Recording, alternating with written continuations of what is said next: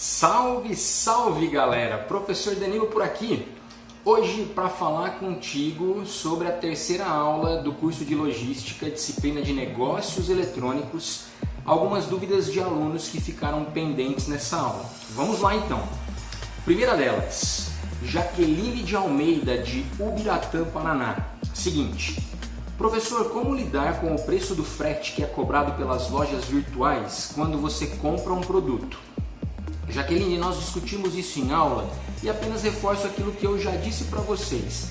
O preço do frete é uma variável que interfere na decisão de compra. Isso já é provado, já é fato consolidado. As lojas podem utilizar uma estratégia de não cobrar o frete e assumir esse custo para si. Mas é claro que a loja tem que avaliar se ela consegue ter esse poder de bancar essa despesa, porque o frete acaba sendo uma despesa significativa. Então isso vai variar da estratégia de uma loja para outra. É algo difícil de prever, cobrar ou não cobrar o frete. É difícil, vai depender de cada loja, de cada ramo de atividade.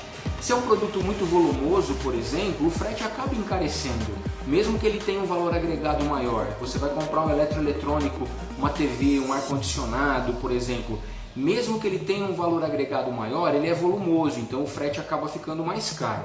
Então a loja pode ou não arcar com essa despesa, vai depender da estratégia de cada uma, ok? Mais uma pergunta, Alírio Schneider de Ponta Grossa, Paraná. Professor, a evolução do comércio eletrônico já é uma realidade. Sim, Alírio, já é uma realidade. Agora, o que falar sobre a moeda eletrônica no meio virtual? Tem reflexos no meio real? Alírio, a questão da moeda eletrônica, principalmente o Bitcoin, que é algo que tem se disseminado nos últimos meses, nos últimos anos, ainda é uma incógnita. Ela ainda está muito começando o seu trabalho, não é apenas o Bitcoin, existem outras moedas que trabalham com a tecnologia de blockchain, então é algo que ainda não dá para afirmar muito se vai consolidar, se não vai. Acredito que vai ter uma consolidação significativa nos próximos anos, mas quem trabalha com loja virtual precisa ficar atento a isso, porque acaba sendo uma nova forma de pagamento. Não apenas a moeda eletrônica, a moeda virtual, mas também outros meios de pagamento que têm se inserido no mercado. Por exemplo, o PicPay. O PicPay é um aplicativo que você consegue fazer transações financeiras para amigos, como se fosse uma rede social, e até mesmo pagar boletos bancários, algumas contas, comprar aplicativos na Google Play, por exemplo. Então é uma forma de pagamento, que de repente algumas lojas podem aderir, outras não. Então o que eu recomendo? Quem vai colocar o seu negócio numa loja virtual, é importante ficar atento a essas formas diferenciadas de pagamento que tem surgido. Escolher ou não vai depender da sua estratégia e daquilo que você vai avaliar como possibilidade ou não de agregar valor ao seu negócio, ok? Mais uma pergunta do José de Oliveira, Águas Lindas de Goiás. Quando compramos nas lojas online, contribui para a extinção das lojas físicas e com isso o desemprego? José de Oliveira, nós discutimos isso também na aula ao vivo. Eu não posso afirmar que a extinção das lojas físicas vai acontecer, mas as lojas físicas precisam se reinventar. Quando a gente fala em desemprego, a loja virtual ela acaba proporcionando impacto sim na sociedade, como por exemplo a renovação da mão de obra. Mas isso não acontece apenas com esse momento que nós vivenciamos. Aconteceu na história. Na época da primeira Revolução Industrial foi igual, na segunda Revolução Industrial também. Então hoje nós vivemos um momento da história em que a tecnologia tem sido inserida, substituído muita mão de obra, mas a mão de obra precisa se qualificar para poder se recolocar no mercado, certo? Mais uma pergunta, Hélio dos Santos, também de Santos, São Paulo. Por que muitas vezes o frete sai mais caro do que o produto? É interessante usar essa técnica? Hélio, o frete mais caro que o produto vai depender da localização onde a empresa está e do custo que ela vai levar para enviar esse produto para o cliente que está enviando.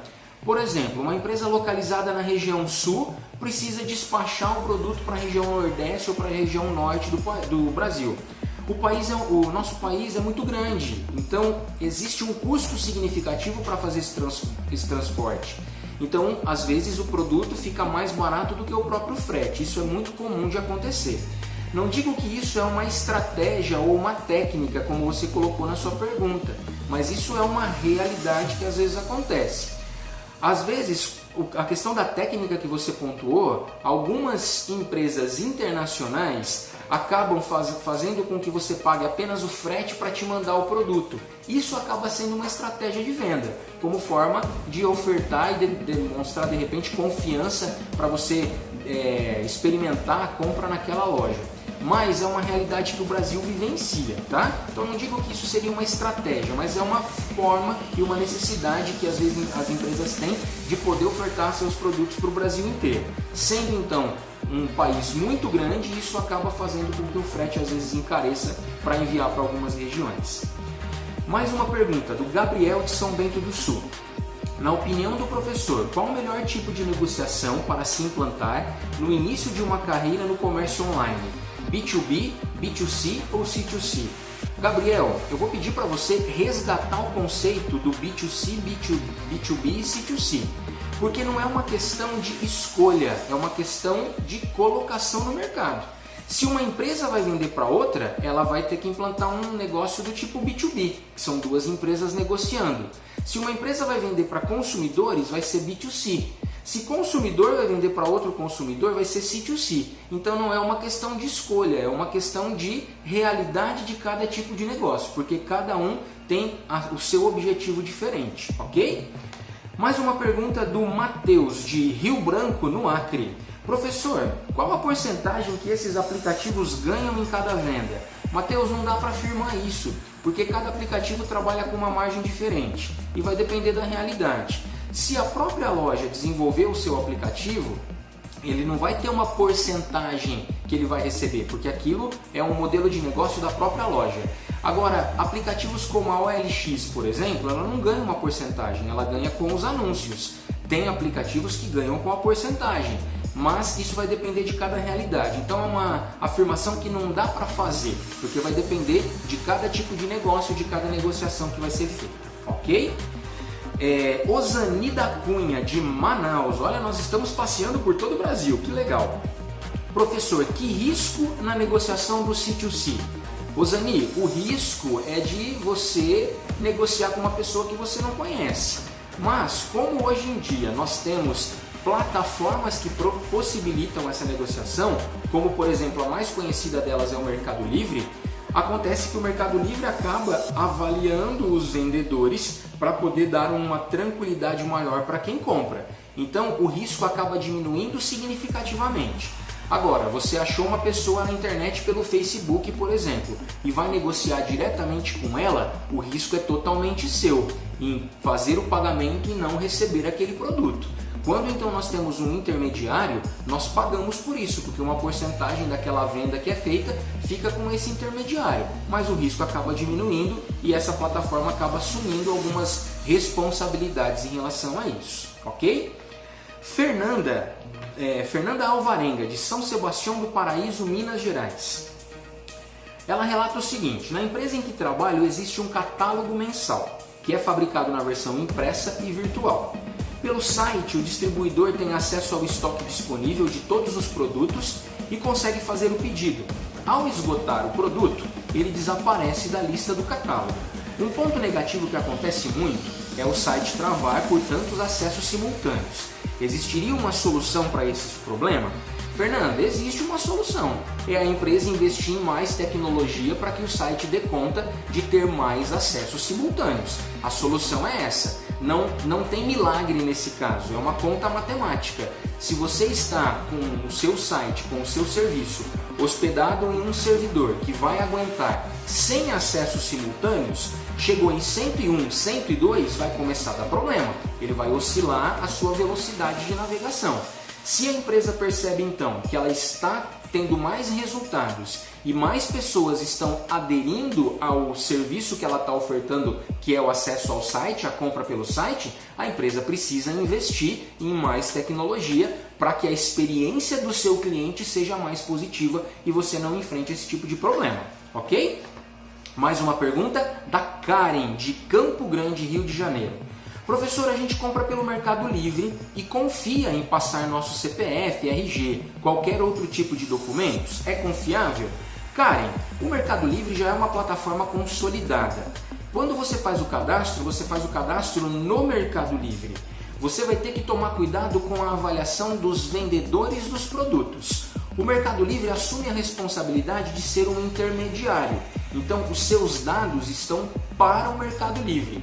O vendedor ele vai ter uma loja dentro do Mercado Livre, uma loja virtual, o espaço que ele vende os seus produtos. Então hoje, por ser uma plataforma mais consolidada, os dados que ficam armazenados acabam tendo mais segurança para você, ok?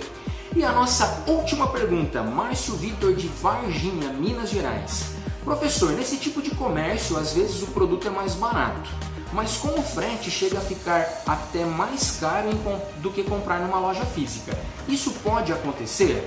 Márcio, claro, pode acontecer. Como a pergunta que eu respondi agora há pouco da questão do Brasil ser muito grande. Então eu tenho muito trajeto para fazer com que o produto chegue até uma determinada pessoa que o comprou. Então às vezes o frete chega a ser mais caro. Temos muita situação ainda a evoluir. E vocês como alunos, você Márcio que mandou essa pergunta como aluno, pode exercitar sua criatividade em tentar fazer com que você tenha soluções mais baratas de frete e proporcionar uma experiência mais agradável para quem compra.